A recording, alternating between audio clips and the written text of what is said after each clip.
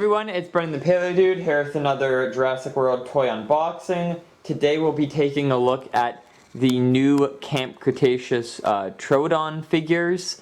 I've done a few unboxings in the past of these guys, but this time we will be comparing it to the real life, or rather real to the Jurassic Park Telltale Game, Troodon Pectinodon. So I have here a full-scale model, or just like a recreation that I made out of fabric, pool noodles, wires, and what else. And I based it off of the one in the game, so of course it has that signature white bug-like eye, and it has all those teeth lining its entire jaw, and something that the figure leaves out for a more realistic design with the head having the teeth inside the mouth and kind of normal eyes. So we'll be comparing the two and seeing the differences and the similarities. So let's get started with that. Let's get these out of the box.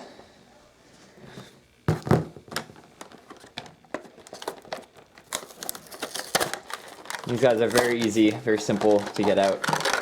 I've done a custom of these guys before, and I'm planning on doing another one soon. I'd like to try getting more teeth in the mouth and making them smaller. So we're gonna see how that works. So we got them out of the package, and in closer inspection you can see the head region.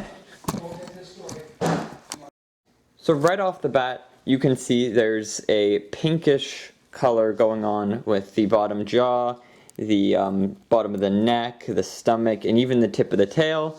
And on our real life to scale model of it in the back here, you can see that the under jaw is red, same with the neck. And at the tip of the tail there is no pink, it is black. And it also ends in some quills. It has some of those little feather filament things kind of on the base, but they don't extend to the very tip of the tail. And looking at the head again, of course, what you notice is the teeth are on the inside of the jaw. So when it closes, they're covered. While on this guy here, you can see all of the teeth are lining the outside of the jaw, similar to the Indominus Rex or to the Indoraptor, and they all kind of close like a fly trap. Now the tongue, let's see, the tongue is pink on these little guys, and the tongue in the Troodon in the game is purple, kind of like, I think, a Gila monster. And it's like a dark purple too.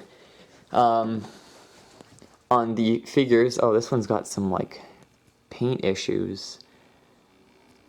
Obviously the eye is another feature. They decided to do it yellow, which in the game it does have a sort of yellowish hue at times, but they gave it a black pupil. The snouts, look at that, similar, it lines up pretty well with Troodon. But the eyes definitely are a lot smaller, and they're not placed on the top of the head like that. And these eyes can light up. I don't know if the camera picks that up in the dark. But these guys, obviously, they can't. The arm length is pretty good. It is lacking quills on the arms. And the finger length is also really nice. So they got the arms pretty accurate in the game, so you can see right there. What else? Let's see. Of course, it's hard to do on smaller figures, the quills on the neck, but they did do a great job in including them, period, and I like the paint job there. It lines up well with the black stripes and even some little black dots. It only continues along the back and not the legs or the stomach, whereas in the game, the design kind of continues down onto the arms, the legs, and down the stomach, and even kind of lines this red coloration on the underbelly, where we don't really get that on the figures. Of course, there's no painting on the claws, on both the hands and the feet. It does have that sickle claw that Velociraptor has. And, of course, in the game, it also has that. Let me just... There's its sickle claw. Now, going down the back, you can see even the back has the quills or the proto-feathers. And it continues down to the tail and stops.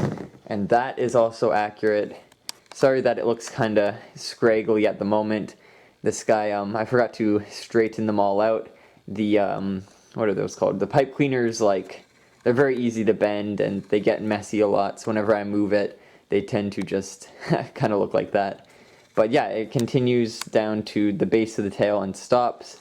And then closer to the tip, it has a little bit more on there. And the toy definitely represents that well. Except for at the tail, there's no continuation right here, and they just end it with a pink tip. So I might customize this one to have a little bit continuing there, and then obviously I might paint the toes and do a better paint scheme on the body. But besides that, the neck, the long neck, is accurate. The head length is pretty accurate. I guess the shape is too. It's just these crests over the eyes aren't on the Troodon in the game. The eyes just kind of take up the entire back of the head. And then obviously the teeth too. The bottom of the head is pretty fine. In the game it has some black kind of... I think they're like ridges or folds in the neck, and then they have some little hair on their chin too, in the bottom of the jaw. And on the head, you see this different shade of pink. It's kind of printed on there instead of like painted, and it's again some sort of like rosy pink. And instead of doing black, they did that, whereas on the head, it has more of a black wavy pattern that goes around the eye and then to the tip of the snout. So I guess instead they just did it with their own pink color. That might be also a fun thing to add onto these figures when giving them a paint job. Let's see if there's anything else we can pick out. We've got the body, the color, the proportions are fine. The tail's a little short. Definitely has a long tail. And the limb proportions are pretty great as well.